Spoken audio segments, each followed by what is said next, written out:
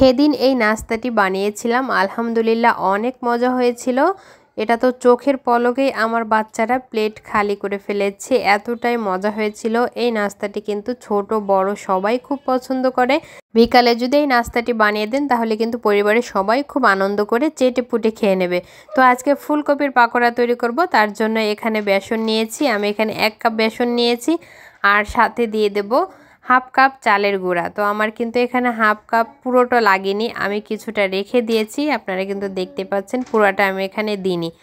আর তারপর এখানে দিয়ে দেব স্বাদ মতো লবণ আর কিছু মশলা অ্যাড করব, যেমন এখানে হাফ চা চামচ হলুদের গুঁড়া, হাফ চা চামচ মরিচের গুঁড়া, আর দিয়ে দেবো হাফ চা চামচ জিরা গুঁড়া, হাফ চা চামচ গরম মশলা গুঁড়া। এই মশলাগুলো দিলে কিন্তু ফ্লেভারটা অনেক সুন্দর আসবে, কালারটাও অনেক সুন্দর আসবে। তো শুকনো উপকরণগুলো আমি ভালো করে একটু মাখিয়ে নেব, যাতে সবগুলো একভাবে সুন্দর করে মেখে যায়। তো মাখানো হয়ে গেলে এখানে আমি অল্প অল্প করে পানি দেব। পানি দিয়ে চামচের সাহায্যে এরকম একটা ব্যাটার তৈরি করে নেব। একটু সময় নিয়ে করবেন, যাতে এর ভিতরে কোনো রকম লাঞ্চ বা দলা পেকে না থাকে। ভালোভাবে এভাবে চামচ দিয়ে করে নিতে পারেন, বা আপনি চাইলে হাত দিয়েও এই কাজটা করে নিতে পারেন। তো একবারে বেশি পানি দিবেন না, অল্প অল্প করে পানি দিবেন আর অল্প অল্প করে চামচ দিয়ে গুলিয়ে নেবেন, তাহলে কিন্তু পারফেক্ট একটি ব্যাটার আপনি তৈরি করতে পারবেন। আপনি যদি একবারে বেশি পানি দিয়ে দেন তাহলে হয়তো বা পাতলা হয়ে যাবে, সেক্ষেত্রে আরও কিছু উপকরণ আপনাকে অ্যাড করতে হতে পারে। তো এদিকে আমি পানি গরম দিয়েছিলাম, পানিটা ফুটে আসছে, দিয়ে দিলাম লবণ।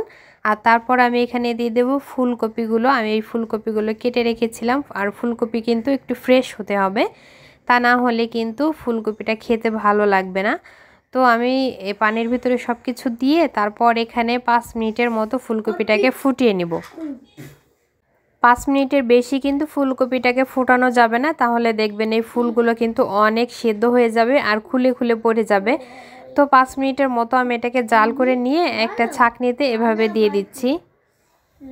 আর এতে কিন্তু ঠান্ডা পানি দেওয়ার কোনোই দরকার নেই। ফুলকপিগুলো উঠিয়ে এরকম একটা ছাঁকনিতে রেখে এভাবে একটু মেলে দিলেই কিন্তু ফুলকপিটা ঠান্ডা হয়ে যাবে। আর যদি দেখেন যে ফুলকপিটা খুব বেশি সেদ্ধ হয়ে গেছে, সেক্ষেত্রে ফুলকপির ভিতরে একটু ঠান্ডা পানি দিয়ে দেবেন, তাহলে দেখবেন অনেকটা একটু ঝরঝরা হয়ে যাবে। আমার বেসনের গোলাটাও একদম রেডি হয়ে গেছে। তো আমি এই যে একটা ফুলকপি নিয়ে কোট করে আপনাদের দেখাচ্ছি, ঠিক এরকম হয়েছে। তারপর কড়াইতে তেল গরম করতে দিয়েছিলাম, তো তেলটাও গরম হয়ে গেছে। এখন এক এক করে এই ফুলকপিগুলো আমি ব্যাটারে চুবিয়ে চুবিয়ে এখানে দিয়ে দিব। একটু ফাঁকা করে করে দিতে হবে, তা না হলে কিন্তু একটা আর একটার সাথে লেগে যাবে। তো আমি একটু ফাঁকা করেই দিয়েছি, এভাবে দেখুন। তো এক সাইড হয়ে গেলে কিন্তু অপর সাইডটা এভাবে উল্টিয়ে দিতে হবে। ফুলকপিটা যেহেতু সেদ্ধ করা, সেহেতু খুব বেশি সময় লাগবে না ভাজি করতে।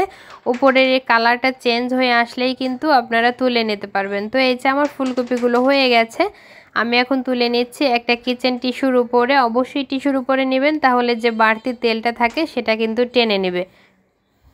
তৈরি হয়ে গেল মজাদার ফুলকপির পাকোড়া। এটা কিন্তু টমেটো সস দিয়ে খেতে ভীষণ মজা লাগে।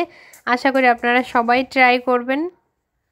ভিডিওটি ভালো লাগলে অবশ্যই লাইক কমেন্ট ও শেয়ার করতে ভুলবেন না।